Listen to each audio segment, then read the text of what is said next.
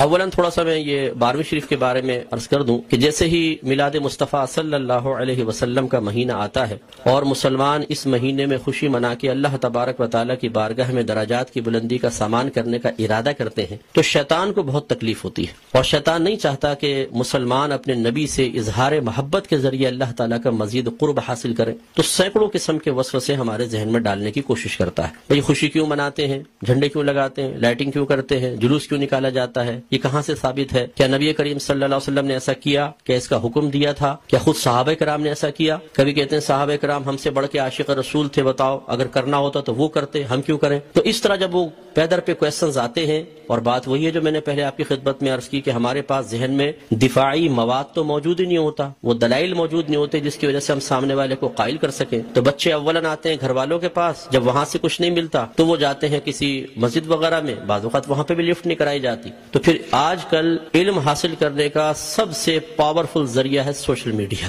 پھر جا کے بیٹھ جاتے ہیں سوشل میڈیا پہ، اور وہاں پہ ہر طرح کا جاہل ترین آدمی بیٹھا ہوا ہے جس کو دین کی الف بے بھی نہیں آتی، اور معذرت کے ساتھ میں لفظ کہوں گا اس کو استنجا کرنا آتا نہیں ہے، اور وہ وہاں بیٹھا ہوا قرآن حدیث کے دلائل دے رہا ہے، اور پھر وہ الٹے سیدھے دلائل پڑھنے کے بعد تو اور انسان کا ذہن گڑبڑ ہو جاتا ہے۔ تو کچھ باتیں بس میں اس کے بارے میں عرض کر کے پھر اپنے بیان کی طرف آؤں گا۔ دیکھیں، میلاد مصطفیٰ صلی اللہ علیہ وسلم کی لغوی بحث کو چھوڑ کر ہم اس لفظ کو بولتے ہیں چند افعال و اعمال کے مجموعے پر کہ یہ میلاد مصطفیٰ منا رہے ہیں، مثلا اس میں کھانا کھلانا، سرکار کے فضائل بیان کرنا، نعت خوانی کی محافل ہیں، جھنڈے لگانا، لائٹنگ کرنا، جلوس نکالنا، ان تمام چیزوں کے مجموعے کا نام رکھ دیا جاتا ہے میلاد مصطفیٰ، کہ یہ میلاد مصطفیٰ منا رہے ہیں۔ اور اگر دیکھا جائے تو اصل میں سرکار کی ولادت پاک کی خوشی ہم منا رہے ہوتے ہیں، اس کے لیے طریقہ اختیار کرتے ہیں تو ان تمام کو کہہ دیتے ہیں جی میلاد کی محفل ہو رہی ہے، میلاد مصطفیٰ منا رہے ہیں۔ تو پہلی بات تو یہ کہ خوشی منانا اور خوشی کا اظہار کرنا، یہ دونوں چیزیں قرآن کے حکم سے ثابت ہیں۔ اللہ تعالیٰ فرماتا ہے قل بفضل اللہ وبرحمتہ فبذلک فلیفرحوا،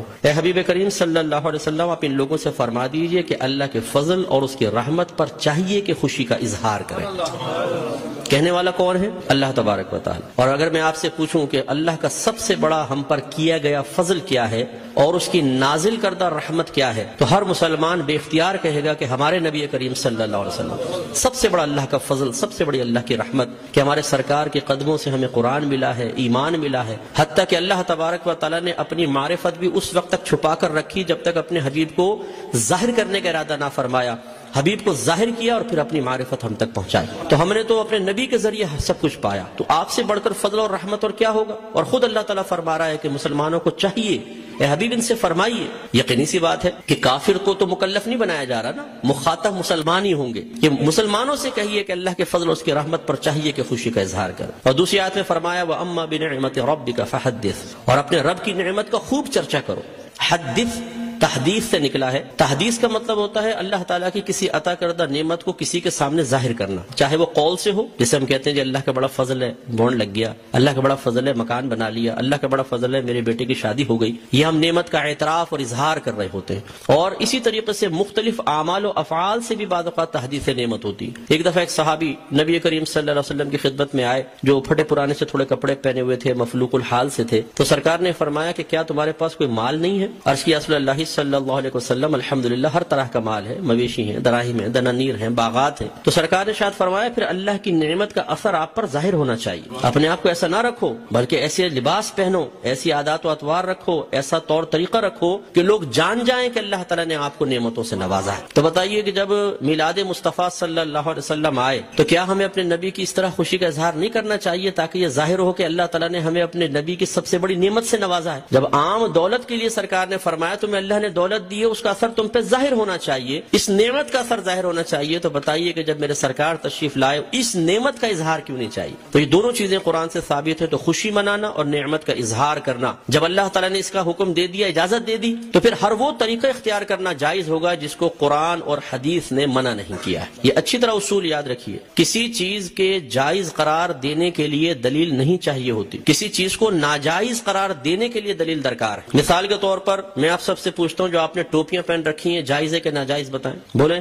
لائیں ثابت کریں قرآن و حدیث، حضرت ثابت کریں کہ ایسی ہری پٹی نیچے اور اوپر سفید ہو، قرآن حدیث سے ثابت کریں۔ کر سکتے ہیں آپ؟ تو آپ کہیں گے بھی قرآن و حدیث سے اگر میں ثابت نہیں کر سکتا تم یہ بتاؤ کہ یہ جائز ہے ناجائز، اگر کہتے ہو ناجائز تم ثابت کر دو، میں نہیں پہنوں گا۔ اس طرح آپ نے چشمے پہنے ہوئے ہیں، آپ اس وقت رات کے تقریباً 9:30 بجے یہاں بیٹھ کر بیان سن رہے ہیں، لائٹنگ ہوئی ہے، یہ پکی چھت کے نیچے آپ بیٹھے ہوئے ہیں، میں مائک پہ بیان کر رہا ہوں، آپ اس کو سن رہے ہیں اسپیکر کے ذریعے، تو کیا یہ سب قرآن و حدیث سے ثابت ہے؟ یقینی سی بات ہے کہ نہیں۔ لیکن کیا یہ منع ہے؟ جب منع نہیں ہے تو پھر جائز ہے، یہ پہلا اصول یاد رکھیے گا۔ تو اگر کوئی آپ سے کہتا ہے کہ میلاد مصطفیٰ جائز ہے، آپ کہیں بالکل جائز ہے، وہ کہے قرآن و حدیث سے ثابت کرو، آپ کہیں کہ چلو میں بعد میں بولتا ہوں، پہلے تم یہ بتاؤ کہ ناجائز ہے، یس تو تم ثابت کرو۔ کوئی ایک آیت لا کر ایسی بتائیں، کوئی حدیث جس میں اللہ یا رسول نے فرمایا ہو کہ میلاد مصطفیٰ نہ مناؤ، اور جب اللہ تعالیٰ اس کے رسول منع نہ کر رہے ہوں تو پھر آپ اور میں کون ہوتے ہیں منع کرنے والے؟ بعض کہتے ہیں کہ جی سرکار نے ایسا نہیں کیا، صحابہ کرام نے نہیں کیا، نہ اس کا حکم دیا۔ یاد رکھیں یہ بھی کوئی قاعدہ ضابطہ نہیں ہے کہ اللہ کے نبی حکم دیں تو ہم کریں، حکم نہ ہو تو نہیں کر سکتے، صحابہ کرام کریں تو ہم کر سکتے ہیں، صحابہ کرام حکم دیں تو ہم کر سکتے ہیں ورنہ نہیں کر سکتے، یہ کوئی ضابطہ قاعدہ نہیں ہے۔ اصل چیز وہی ہے جو میں نے آپ کو بتائی کہ اگر اللہ تعالیٰ اس کے رسول نے منع کیا ہے تو منع ہوگا، اور اگر منع نہیں کیا تو بالکل جائز ہوگا۔ اب میں اس کی آپ کو تھوڑی سی مثالیں بتاتا ہوں۔ دیکھیں آپ کی مسجدوں پہ گنبد اور مینار بنتے نہیں بنتے؟ آپ پوچھیں، کویسچن کریں، ہر مکتب فکر کی عبادت گاہ کے اوپر گنبد اور مینار ہیں، کیا اللہ کے نبی نے اس کا حکم دیا تھا؟ صحابہ کرام نے حکم دیا یا اللہ کے نبی نے بنائے یا صحابہ نے بنائے؟ نہیں،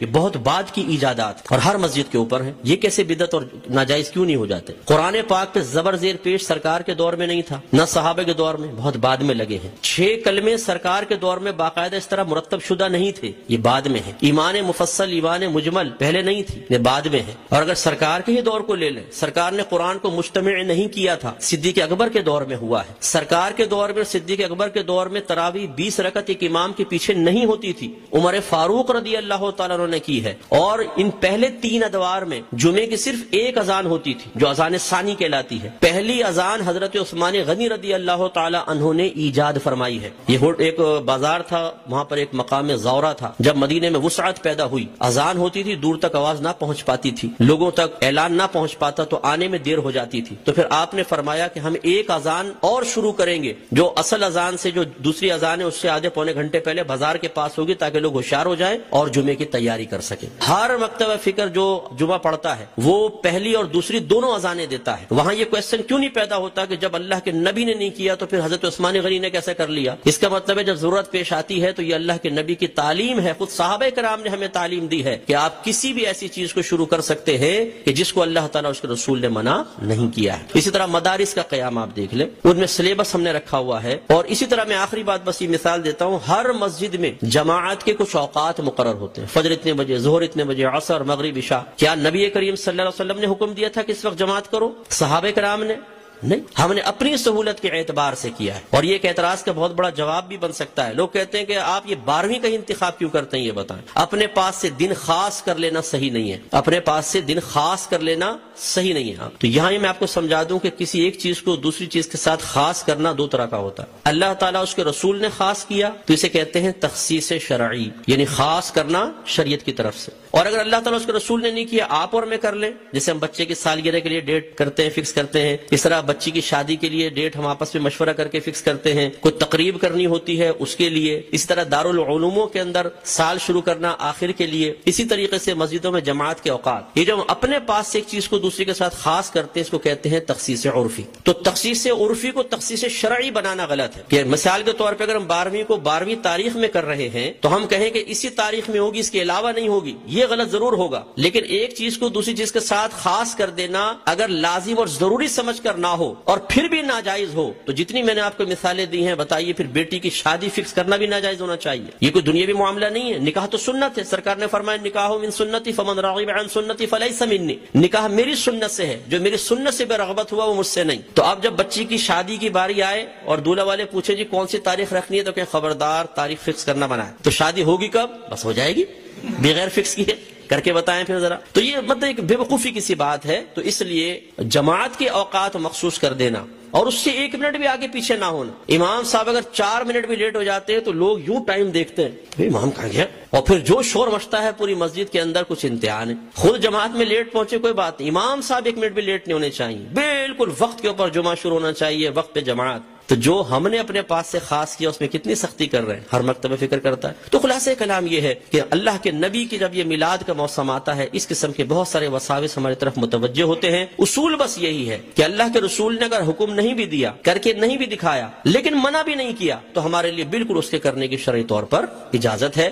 اگر حکم کا انتظار کریں تو پھر ہر چیز کے اندر غلام کو حکم کا انتظار کرنا چاہیے، اور جب آپ حکم ڈھونڈنے کی کوشش کریں گے تو کاروبار زندگی رک جائیں گے۔ ہزارہ چیزیں ایسی ہیں جن میں سرکار کے احکام موجود نہیں ہیں، تو بس اصول شرعی ہوتا ہے کہ جہاں سرکار کا حکم موجود نہ ہو، خاموشی اختیار فرمائی ہو، منع نہ کیا ہو، یہ اس کے جائز ہونے کی دلیل ہوتا ہے۔ تو میلاد مصطفیٰ منائیے، الحمدللہ جنہوں نے یہ کیا ہے انہوں نے فیض پایا ہے۔ ابو لہب جیسا شخص آپ جانتے ہیں کافر تھا، سرکار کا چچا تھا، کافر شخص تھا اور بدترین کافر، دشمن اسلام، لیکن جب اس کی لونڈی ثویبہ نے آ کے خوشخبری دی کہ مبارک ابو لہب تیرے ہاں بھتیجا پیدا ہوا، اس نے ہمارے نبی کی خوشی میں آزاد نہیں کیا تھا، اپنے بھتیجے کی خوشی میں کیا تھا، لیکن وہ بھتیجا تھا تو اللہ کا نبی، تو اللہ تبارک و تعالی نے اس کو اس برکت سے نوازا کہ جب اس کا انتقال ہوا اور یہ جہنم میں گیا ہے، اس کے خاندان والوں میں سے کسی نے اس کو خواب میں دیکھا تو پوچھا کہ ما فعل اللہ بکا، اللہ تبارک و تعالی نے تیرے ساتھ کیا معاملہ کیا؟ تو اس نے جواب دیا کہ بہت سخت عذاب میں ہوں، لیکن جب میں اس انگلی کو اپنے منہ میں لیتا ہوں کہ جس سے میں نے اپنی لونڈی کو آزاد کیا تھا، تو اللہ تبارک و تعالیٰ اس سے پانی جاری فرما دیتا ہے۔ تو شیخ عبداللہ محدث دہلوی رحمۃ اللہ علیہ فرماتے ہیں لوگوں غور کرو، ایک دشمن تو